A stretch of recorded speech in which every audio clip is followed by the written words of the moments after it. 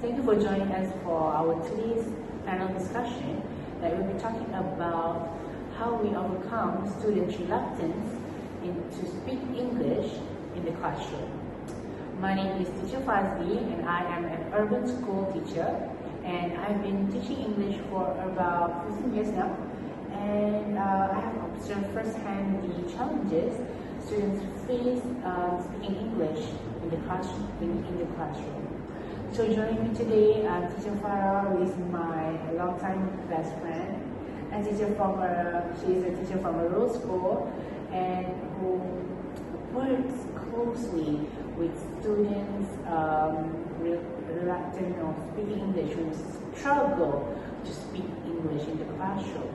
So while speaking about English being the skills that have to be acquired nowadays in today's world, right? Many students have these difficulties regardless of their environment or the environment or anything that's around them. They feel hesitant to just speak English in general. So in this discussion, we will explore the reasons behind all of this, and how we can encourage them to start to speak English without actually discouraged of not having the confidence. So without further ado, let's start our discussion, right? Yes. With Farah. Okay, I want to say my regards first. Assalamualaikum and a very good morning, everyone. So, like he said earlier, my name is Farah, but I will tell my full name. My name is Husna, Binti, Syamsul, Nizar, and I also have the same year of experience as Fadzli. And right now I am teaching in a rural school area. And with that, I strongly believe that the title that he said with all the question is overcoming students who have reluctance to speak English in the classrooms. So I think one of the major reasons is the lack of exposure to the language outside the classroom. So what can I give as an example is that in my school, most students communicate in their native language within their community. I think they use their language at home, in schools, and in the community, like I said earlier. So with that, they make themselves have minimal opportunities to hear or speak English outside the classroom, which makes it difficult for them to feel comfortable using the language. So when they didn't feel comfortable to use the language, they will have another reason where they fear of making mistakes. So when they fear of making mistakes, it's that it will make them feel more and more scared, because they felt like they will be laughed at by their peers, and with that, it will lead them to think, when I make mistakes, my friend will make a jokes to me, or they will laugh at me. So this kind of fear will lead them to have no confidence in themselves to speak English, and weaken their ability to improve their pronunciation, their fluency, and also their grammar in the terms of English. So the consequences of this is that it will lead to a poor academic performance and also a few career prospects. So what can I say here is that in this global world nowadays, English is like a common language that we use for work, businesses, education, and many other things. So imagine me as a teacher can teach our students to speak English fully, at least fully, with their pronunciation and grammar. So in the future, they need to use the language to speak to other people, to explain about some things. So if they didn't get the fluency that we want or other people want, it will lead them to a few career prospects. So imagine they learn so hard, but in the end they didn't get what they want to be or what that would be in the future, because we don't know what the future holds for us. So as a teacher, we must make the classroom as a first platform to make the students more fluent in English. So Fadzli, what do you think if are the urban students face the same or similar challenges as rural areas? Thank you, Farah. That is an interesting point of you saying that. In my opinion, I agree that students struggle with speaking English, but I believe urban students who also have faced significant challenges, even if the reasons are totally different, or maybe slightly different. In urban schools, students do have more exposure to English through media and public interactions, but social pressure or what we know we have faced actually too is that fear of judgment, which play a very big role play a big role to the reluctance of speaking English. So I want to say the reason behind it is that for the students who is from urban area, they are more exposed to these things, which is to technology. So they are more likely to know about English. They are more exposed to English as English has been vast nowadays in worldwide. So most likely people nowadays know English. So with that being said, in classrooms, as far as I know, as far as I've experienced, my students, some of them have the basic of English, but there is no denying that some of them don't even know the basic of English, which is pretty sad. So with that being said, again, it really shows that for them, they are not coming from a privileged family, which make them know nothing, not know few things, but not know nothing. And by that, I wouldn't say that for people who live in urban area, they have to have more knowledge than some students outside of the area. So let me give you guys some example. Like in my school, especially in my classroom, I got this one student of mine who is often worried about his performance in school. But the thing is, he is very great in his grammar and in his writing. But when it comes to oral activities, he will tend to not speak or just not participating in the activities because I once asked him about why he tends to just isolate himself, and he said that he just scared of his friend of being judgmental and because of his minor mistake, which is for me as a teacher, it's a very petty mistake because I know that some of my friends is very incredible speakers, but it's not. But the thing is, it's a very petty mistake of him not saying that it's great. But the thing is, for us, I think because of the anxiety of inside of us will make us feel that way because we think that we're not good enough. But another factor that happens in my classroom is definitely lack of motivation, which is many of urban students, for your information, do not see English as a practical need for daily life, which is, I would definitely debunk that kind of mindset. As far as we know, English has been growing, and not just growing in terms of that. What I'm saying is that it's a global language, and most of the places nowadays use English as a communicative approach in everything, even if like writing, in emails, in office. English is very important. So it's really pity to see that kind of mindset of my students, even if and especially in urban area, because they should just use English for their daily life, and some of them may not use it. I really understand for them to just think that English is not necessary for academic purposes such as exam and not for real world communication. As a result, my students actually develop some kind of like strong passive language skills, but at the same time they have struggle with active communication. This made me realize that the ability to actually speak in like conversation, meaning to actually made me realize that they leading for them to actually miss opportunities in the future, and yeah, they will not get a great job because of the job interviews because of that reason.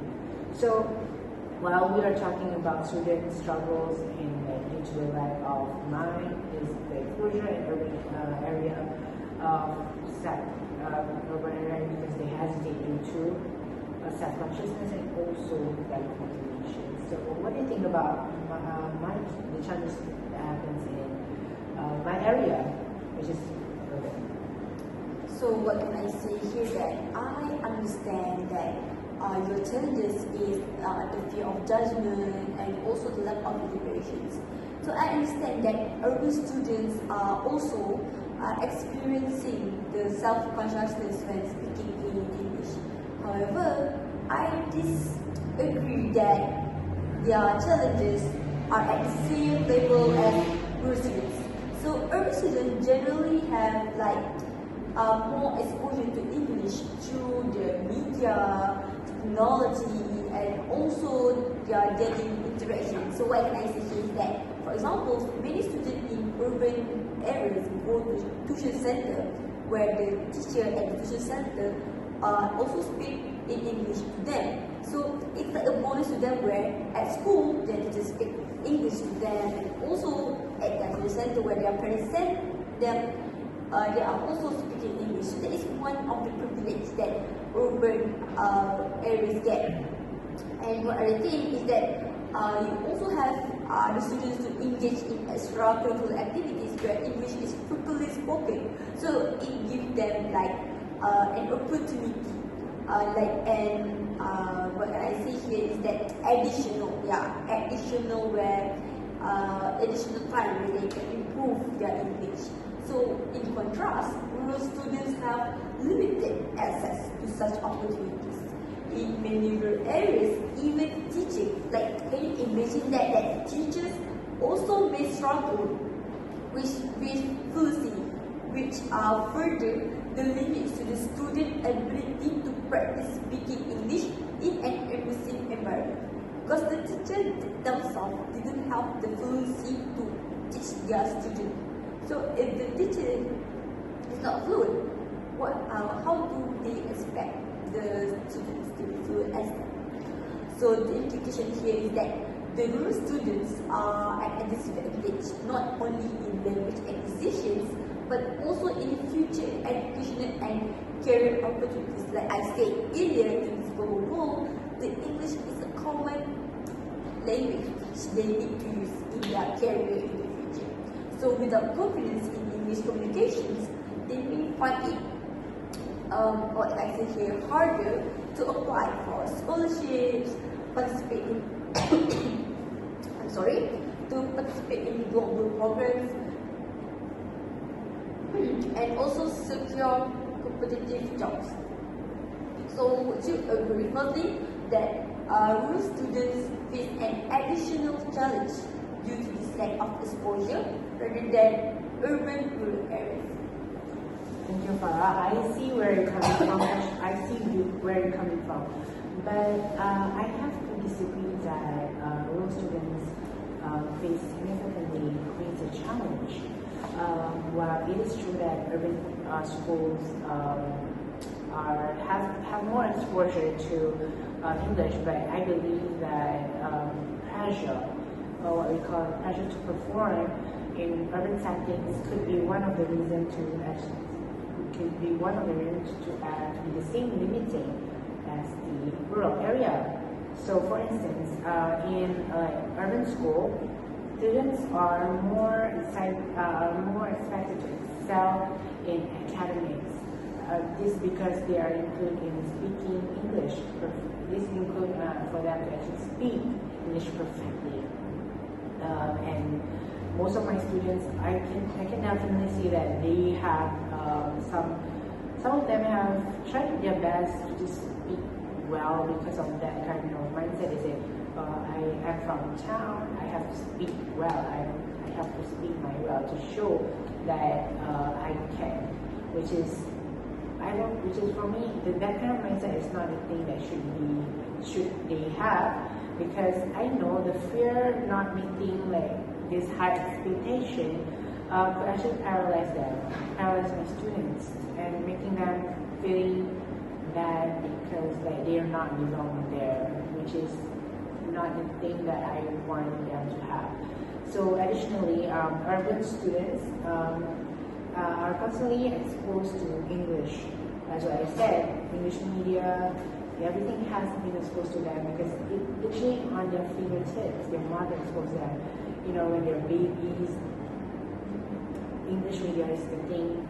From like what we know, YouTube, there are a lot of cartoons that provide English language to the babies for them to actually not only learn, but the thing is, not everybody has that privilege. That's what we have mentioned many times now, and because of that, they will feel like inadequate and avoid speaking because of that reasons. And so while rural students have like lack of what we call a lack of exposure, urban students also have some challenges, which is like pressure to meet unrealistic Standards. yeah, unrealistic standards, which is can be equally same actually. So what do you think?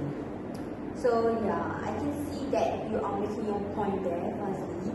And okay, so perhaps instead of us comparing the challenges and keep comparing, how about we can focus on finding a common ground? So I think both rural and urban students face barriers to speaking in English, even if the reason differ. Like you say, your reason is judgment, motivations, and lack of exposure, and so on. So for example, what can I say here is that groups struggle with fear of judgment. So whether it's from peers in urban schools or from a lack of exposure in rural areas. So I think maybe we can agree that creating a supportive environment. So when we create a supportive environment, it's like a crucial thing or a crucial moment for both settings. So what if we combine our strategies? Maybe for example, rural areas could benefit from urban school resources. Like you guys have digital learning tools, right? So you can share with us about the benefit of using these digital learning tools. While for us, we can give you an example for a more simple or no pressure structured reading activity. So let me say, like I said earlier, that you guys have the benefit of going to tuition center, extracurricular activities. So maybe when we go there, you will explain to us what is your activity about. So, I think we can use a more simpler activity where there is no pressure to the students. So what do you think, Fadzli? Could we negotiate a middle ground where both rural and urban schools collaborate to address these, what can I say here, challenges? So that's a great suggestion, Farah. I agree that collaboration between urban and rural school could be a game changer. But the thing is, however, I wonder if both parties can actually contribute together. Urban schools may have more accessible to resources, but will they actually put their time, put their effort to share them effectively? That's the question actually. And but the thing is, perhaps we could actually structure this collaboration by doing such as like in a way like smart scale of like pilot exchange program. I mean, we both from different. I am from again, I'm from urban and you're from rural area, so we can do this exchange program, and based on that result, we can help other students from different schools to actually improve their English, and so that they're not reluctant to speak English. As what I said, we are trying to be more fluent to the point that people thought we are actually native speakers. So we want that to be happen. But the thing is, what do you think? Would it be a practical way to move forward? So, but the thing is, how about we explore specific strategies that both rural and urban schools can actually implement in our to ensure this collaboration actually works. With that being said, I would like to start first. I believe that building confidence is a challenge. I feel like in order to build the confidence, it is such a hustle that it shows we did something, right? So in both rural and urban schools, one of the best way for me is that in a supportive environment where mistakes are being accepted. Yeah, I think that is a quote of the day, which is you have to take, and you have to take the risk to actually encourage yourself, right? So in my classroom, personally, I have done this many times. It's something that I love to do, which is I use activities like speaking box. This is the easiest thing that you can do. You have to take a box where students pick a topic that, of course, going to be in English, and speak about it in 1 minute. 1 minute is like the minimum and the maximum for them, and practice their English. And in a low pressure environment where no one can judge them, we have to listen to the story and then just tell our opinion in a good way. So that is one of the ways I use in my school. And another technique is that is peer discussions, where situations like we'll be doing, I will be giving a topic for them, and they have to be in pair or small groups, and they will discuss the topics, and by that they will discuss their own part and share their opinions, which is sharing opinions is very important in our discussion is in our communications, so not only just improve our communication skills but also our English skills. That's what we can actually go for, since they are speaking in their first, and also you will feel much more comfortable, right? So Farah, you talked about how students fear making mistakes, right? Yeah. So I would like to know more about how are there specific strategies that work for you to make sure that you're not fear of making mistakes? So what can I say here is that I think your approach is a very good approach, as you said earlier about how you make the students speak in about 1 minute about the one topic, and then you talk about how we always, as a human, we make mistakes, okay? Right. Okay, so I think in my classroom, meanwhile, I focus on building a no judgment zone, where students feel safe to speak English without worrying or fear of being laughed or corrected harshly. Because I'm not saying all of the teachers is like this, but sometimes we as a teacher, we kind of comment on the students harshly without realizing it. So I think that is one thing that we as teachers must improve. So one strategy that I use is daily conversations starters.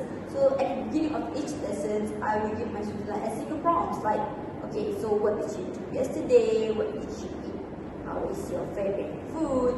Instead of giving their a very tricky or very hard title way, which maybe I can give an example. Why do you think climate change happened? So imagine they have to think that in just maybe 1-2 minutes. That kind of thing need a lot of time. But the common question is, what is your favorite food? where do you live, what did you do yesterday. It is like a common questions where they can practice speaking in a non-intimidating way. And another technique is that we are encouraging the rural and urban collaboration. As for example, I have partnered with other urban schools to share their digital learning tools to us as a rural areas, which give my students like a full access to a more English speaking opportunity. So they are so happy. So because as kids we know we like something new and we are curious about it, so they are more excited. And then additionally, I organize structured speaking activities such as strategy sessions or role playing, where students go on a practice where they can learn and practice English in a fun and engaging way.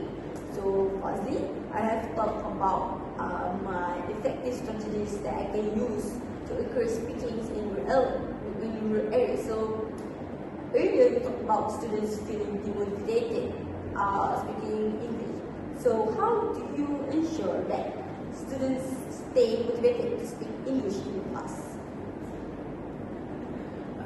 Before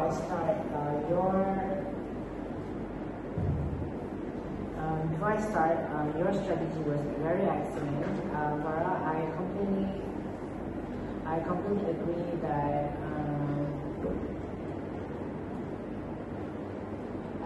agree that creating a supportive environment is the key in the classroom. But the thing is, I focus on maintaining my students to keep their motivation by recognizing their effort and progress. I mean, let's talk generally. As a human being, when we do something, we want to be noticed, right? So that our effort has been validated, and that's what students want. So one method that I use is reward-based challenges, where, for instance, I will do some kind of like activities with them, like quizzes, or ask them a question, and if they answer it correctly, I will give them like a sticker, which is I use them like a star sticker. So at the end of the month, if who got the more stickers will get the prize. So I will give them like gift or like certificates. But of course they prefer gift, so that's what I do for them to actually improve, because some of the quizzes are not that easy.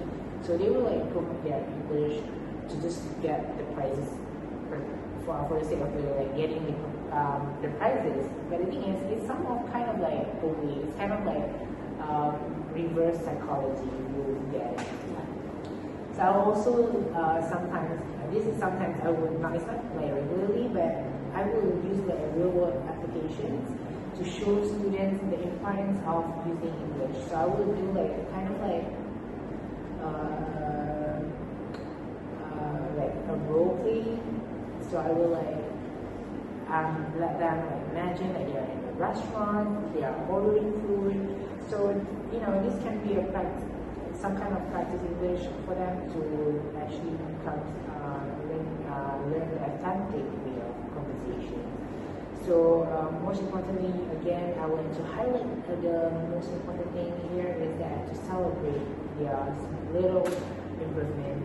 Their progress is important as a teacher, even if it's a little bit, but as a teacher, you have to see it as like massive, so that they are feeling blessed with having you as a teacher. They want to improve their English because of you. So make the reason for your students to improve what they want to. So yeah, I think for me that's how I motivate my students, and by that I think that's all.